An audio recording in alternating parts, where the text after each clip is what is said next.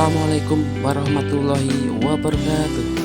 Berjumpa lagi dengan saya Sunawan, calon guru penggerak angkatan 7 SDN Wonosalam 1 Kabupaten Jombang. Pada kali ini saya akan membahas tentang demonstrasi kontekstual menurut Ki Hajar Dewantara. Kali ini saya akan memaparkan tentang demonstrasi kontekstual menurut filosofis pendidikan Ki Hajar Dewantara yang saya terapkan atau saya implementasikan di sekolah saya.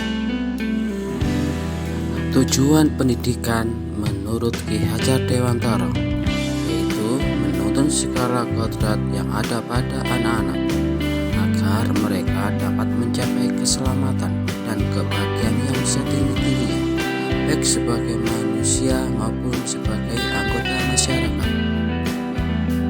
Ada 3 pokok dasar pendidikan menurut Ki Hajar Dewantara, yaitu yang pertama, pembelajaran yang berpusat pada anak. Artinya setiap proses pembelajaran didasarkan pada kebutuhan dan minat anak dengan melibatkan hasil observasi yang menunjukkan capaian anak, hal yang disenanginya, serta keterlibatan aktif anak pada kegiatan pembelajaran.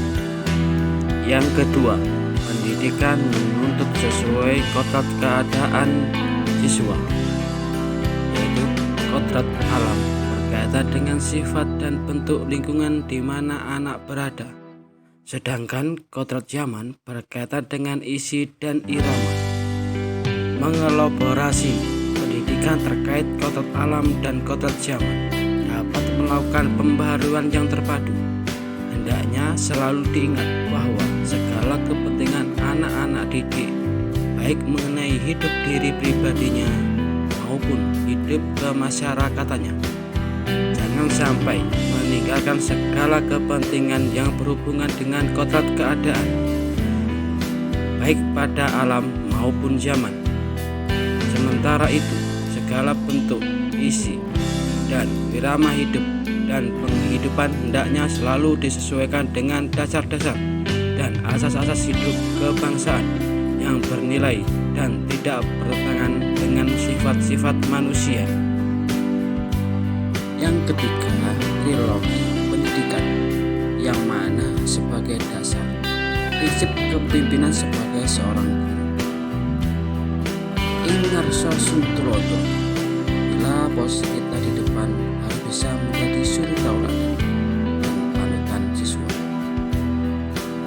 Ingmat Dio Bangun Karso, bila kita di tengah harus memberikan semangat atau ide-ide yang mendukung.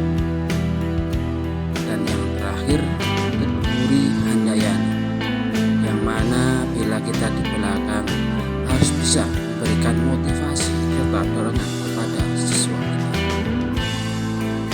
Implementasi di sekolah menurut pemikiran Ki Hajar Dewantara. Kegiatan pembiasaan karakter. Pendidik tidak hanya menuntun anak untuk mencapai pengembangan sesuai dengan potensi yang dimilikinya.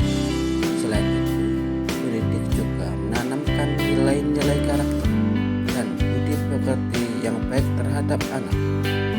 Budi pekerti atau watak atau karakter merupakan perpaduan antara gerak, pikiran, perasaan, dan kehendak atau kemauan sehingga menimbulkan tenaga. Budi pekerti juga dapat diartikan sebagai perpaduan antara cita, rasa sehingga menciptakan suatu karya.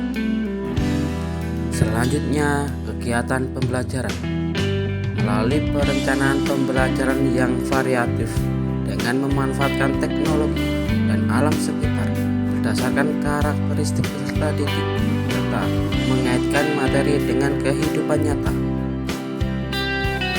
Menuntut peserta didik sesuai dengan bakat, minat, potensi yang dimiliki serta kebutuhan peserta didik melalui bimbingan literasi dan ekstrakurikuler. Adapun tantangan dalam mengimplementasikan di sekolah menurut Ki Hajar Dewantara yaitu kurangnya kesadaran diri pada peserta didik akan pentingnya pembelajaran dan kegiatan literasi serta ekstrakurikuler. Adapun solusi-solusi tentang penerapan implementasi di sekolah, yaitu internisasi tentang pentingnya penanaman karakter pembelajaran serta literasi dan ekstrakurikuler. 2. Membuat suatu kesepakatan sekolah atau kelas dalam semua kegiatan. 3. Adanya refleksi dan tindak lanjut pada setiap kegiatan yang sudah dilaksanakan.